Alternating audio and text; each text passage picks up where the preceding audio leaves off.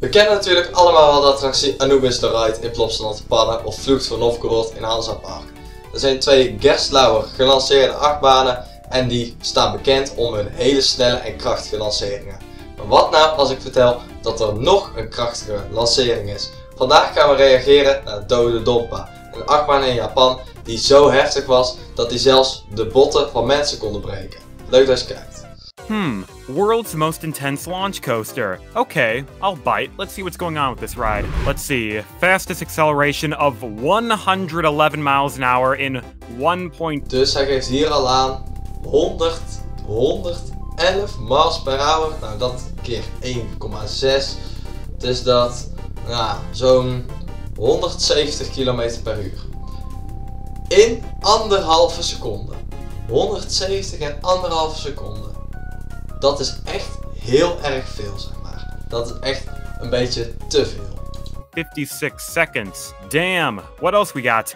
Second tallest vertical loop. Okay, not the... Een hele hoge looping dus. And we got Dododampa at Fuji-Q Highland. And according to the news, this roller coaster is so intense that it'll break your spine. Yes, that's what we're talking about today. A well-known roller coaster that's been in operation for 20 years can just now start breaking people's spines. Yeah, if you can't tell, I don't know what...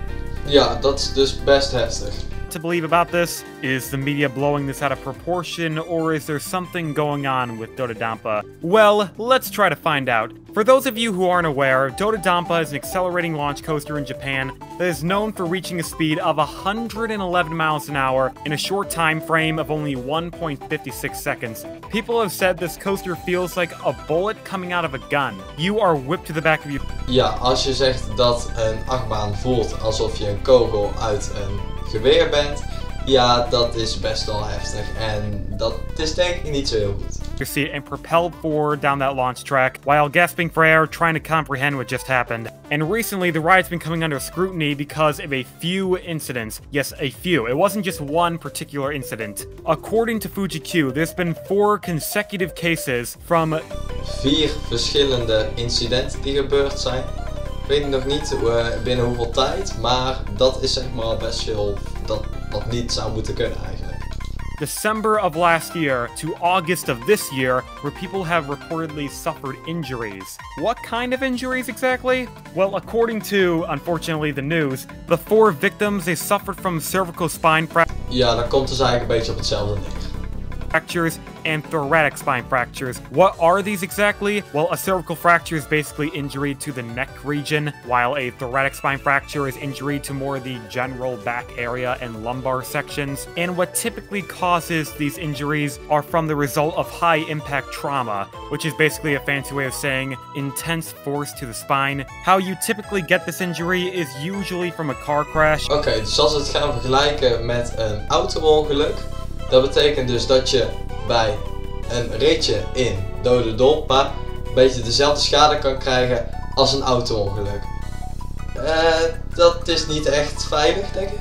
So how did these people break part of their spines from Dododampa? Well, to figure that out, we first have to see which part of the ride these guests suffered from high energy trauma. And I can think of no other section than the accelerating launch, because come on, you think they got these injuries from the drawn-out turn or the gentle vertical loop? Nah, this happened during that forceful launch. But how these injuries happen is a difficult question I have to prove. Sure, this launch may be intimidating, but it's nothing that people can't handle. Again, this coaster's been operating for 20 years, 2 decades, and just now...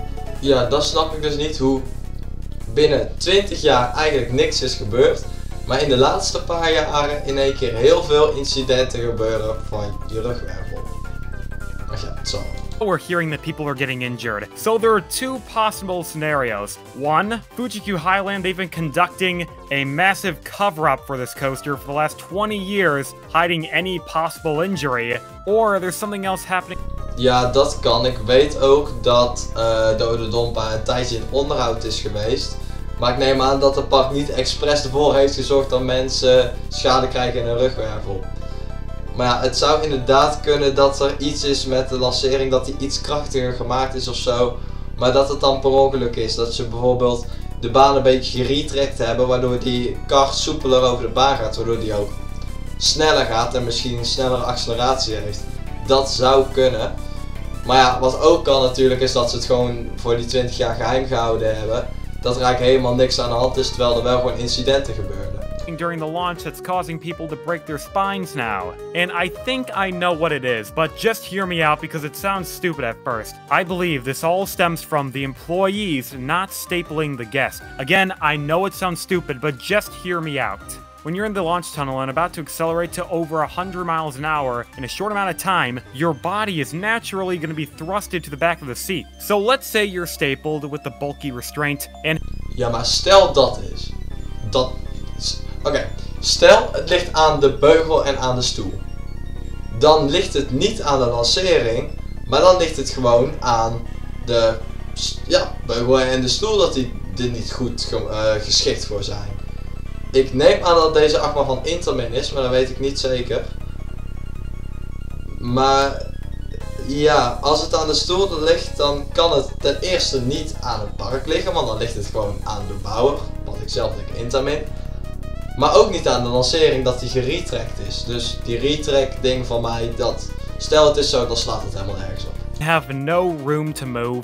On the launch, your body isn't going to be thrown to the back of the seat because you're already pressing against it. Compare that to if you had a lot more room between you and the seat. So on the launch, you're going to be flinged against the seat back and feel that force. Ja, maar dat heeft, zoals ik aan de intro al zei, Anubis en, hoe heet dat ding nou? Vlucht van Novgorod ook. Maar inderdaad, misschien zit er iets meer ruimte tussen bij deze beugel dan bijvoorbeeld bij Anubis. Dat kan. Maar Anubis en Vlucht hebben wel ook dat, zeg maar. Maar misschien is het minder heftig. Shimmer through your body. Now you're probably thinking, this is ridiculous. How can you possibly break your spine just because you had a little too much space? Well, let's go to my good old friend, gravitational force. Now, Dododampa, you're not going to experience the typical G-force that you usually... Ik wou net zeggen, volgens mij heeft Dododampa niet zo'n hele heftige G-kracht. En sterker nog, een lancering heeft zeg maar een hele lage G-kracht. Die G-krachten liggen vooral in de bocht na de lancering. Kijk maar naar bijvoorbeeld Rita in Alpha Towers. Experience like positive and negative G's. No, on the launch you're going to experience...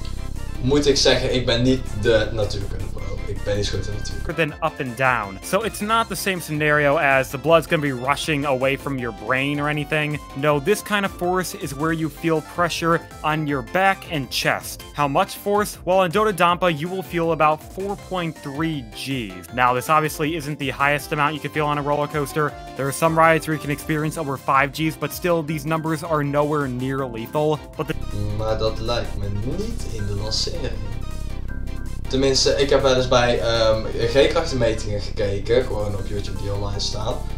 En daar kon je zien dat de bocht na de lancering meer G-krachten trekt dan de lancering zelf. The difference on Dododampa is the duration you have to experience 4.3 Gs. You're exposed to this... Nou moet ik zeggen, 4.3 is veel, maar bijvoorbeeld Phoenix die zit al gauw aan de 5G. Dus relatief kan het nog wel, want bij Phoenix is nooit een incident gebeurd. Dus aan de G-krachten denk ik niet per se dat het ligt. Want anders zou bij Phoenix precies dezelfde incidenten gebeuren. Alleen bij Phoenix krijgen mensen snel een blackout, waaronder ik. En bij deze Dododampa denk ik dan niet. Amount of force like that. Compare this to something like I-305, where you're exposed to 5 Gs for 7 seconds. Sure, that may pour all the blood down to your feet, but you're gradually building up. Kijk, en dit geeft dus weer precies hetzelfde weer. Hier in de bocht pakt hij heel veel G-krachten, maar gaat hij weer gewoon recht omhoog, dan gaan die G-krachten weer meteen weg. Dus het kan niet zo zijn dat de lancering het probleem is, lijkt me. Force and losing force instead of immediately being exposed to 4.3 Gs all... Hij zegt het nu zelf ook. At once. If you still don't understand, here's an analogy that can help explain everything. Like, let's say... Hij bedoelt nu een beetje dat de G-krachten van 0, want ja, hij staat stil, te snel gaan. Te snel naar 4,3 schieten. Ja, dat kan, denk ik. You have a 45-pound weight and someone laying on the ground. Now, if you just lightly press the weight down on their chest and let go, they're gonna be fine. It might be a little uncomfortable, but they will have no injuries. But now, let's take the same 45-pound weight and just drop it on their chest. Just immediately exposed. Ja, Maar ja, ja, dat is toch logisch. Maar inderdaad, hier wil hij weer bij weergeven dat als je in de kar zit en de lancering, dan ga jij natuurlijk een stuk naar achter en als er veel ruimte tussen zit, dan ga je echt een stuk harder naar achter.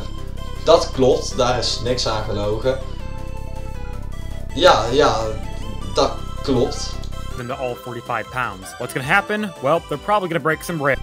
Oké, maar hij heeft het over de G-krachten. Dus als de G-krachten van 0 te snel naar 4,3 gaan, dat het probleem zou zijn. Ja, zoals ik al zei, ik ben niet de natuurkunde pro. Ik ga dat niet uitleggen, want voor hetzelfde geld heb ik het helemaal fout. Ribs begin to bruise, probably puncture a lung. You get the point, they're gonna be in pain. And that's really what I'm trying to say about Dododampa, since you're feeling all this immediate force pressing against you. Nu moet ik zeggen, als je zo die beelden ziet van de kar die zo over de lancering heen gaat, dat is best snel en best heftig. It could cause injury. Fortunately though, if you're complete...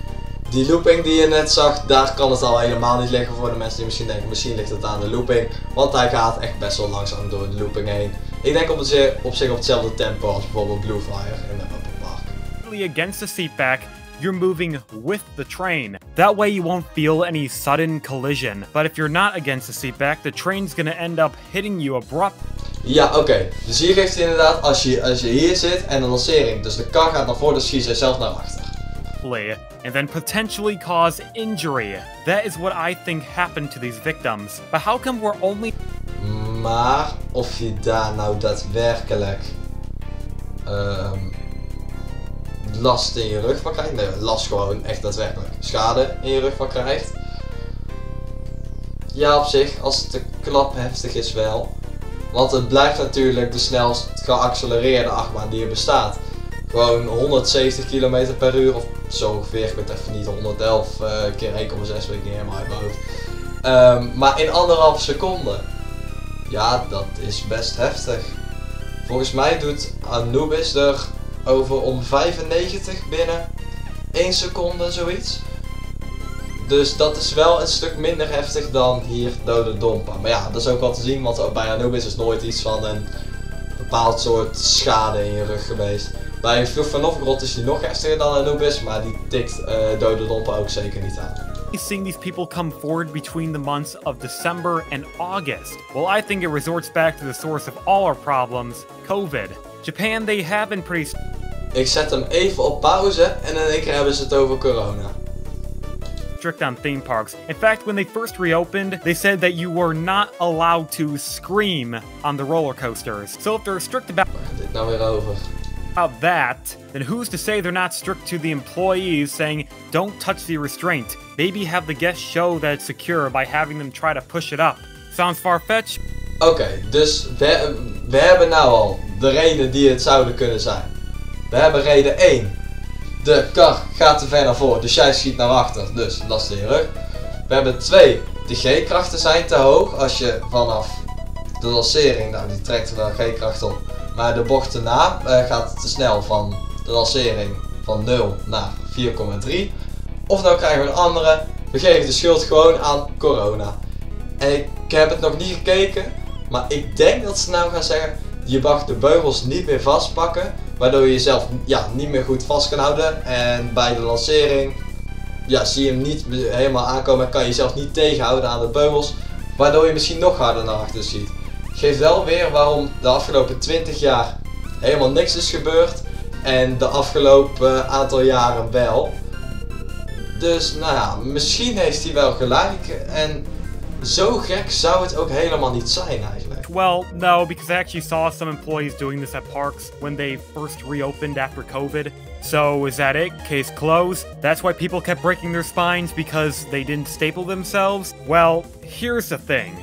Ja, oké, dus wat hij inderdaad zegt, dat ze zichzelf niet tegen kunnen houden aan de beugels, dat ze daarom nog verder naar achter schieten. Ja, een paar dingen heeft hij denk ik wel gelijk in wat de mogelijkheden zou kunnen zijn.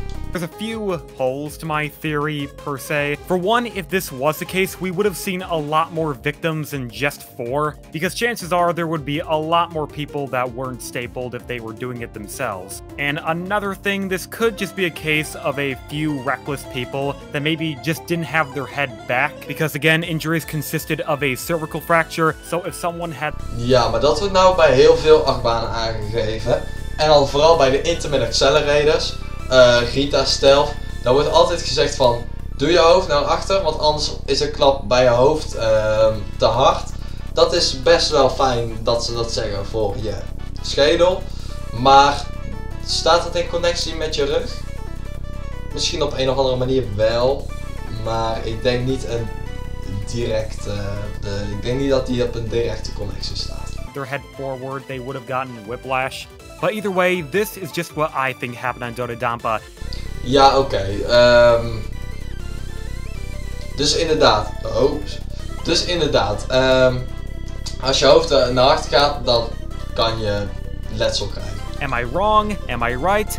I don't know. Maar dat is niet alleen bij Dododompa, dat wordt ook omgeroepen bij Rita en Stealth. Gewoon de snel geaccelereerde achtbanen wordt het omgeroepen. No, we won't have any information on what happened until the Japanese government comes forward because they are taking on the investigation. But until then, this is my theory. And let me say, if I am right about this, prepare for there to be a lot more padding on the restraint. And those things are already bulky as hell, so making them bigger would be a nightmare to say the least. But anyway, that's all I got for you guys. If you enjoyed the video, please subscribe. Just click my logo right there. And it's... Nou, dus eventjes nog de 3 mogelijkheden. Of je zit in de kar van 0 naar 4,3G. Dat kan, dat de G-krachten te heftig zijn. Of de beugels die zitten wat losser, waardoor jij meer voor in de kar zit en wordt die gelanceerd dat je naar achter gaat. Of 3, inderdaad, corona. En dan mag je de beugels niet aanraken, want besmettelijk. Ik bedenk me nu, de Efteling heeft dat nooit gehad en Toverland ook niet. Japanse regel waarschijnlijk. Maar dan kan je jezelf niet tegenhouden bij de lancering, waardoor je een soort van onverwachte klap naar achter krijgt. Dat was hem denk ik. Dus ik ben heel benieuwd wat er is gebeurd. Misschien weten jullie het thuis en kunnen jullie meer redenen bedenken waarom het zo geweest zou zijn. Als hij nog open was, want volgens mij draait hij op het moment niet meer. Volgens mij staat hij er nog wel, maar is hij gewoon niet open. Vanwege de incidenten. Zou het nog open zijn, dan zou ik hier eigenlijk al heel graag in willen om het zelf te ervaren. Niet voor mijn rug, gewoon om de lancering te ervaren. Gewoon hoe heftig dan die lancering is. Maar nee, ik hou het liefst natuurlijk gewoon mijn ruggenwervels.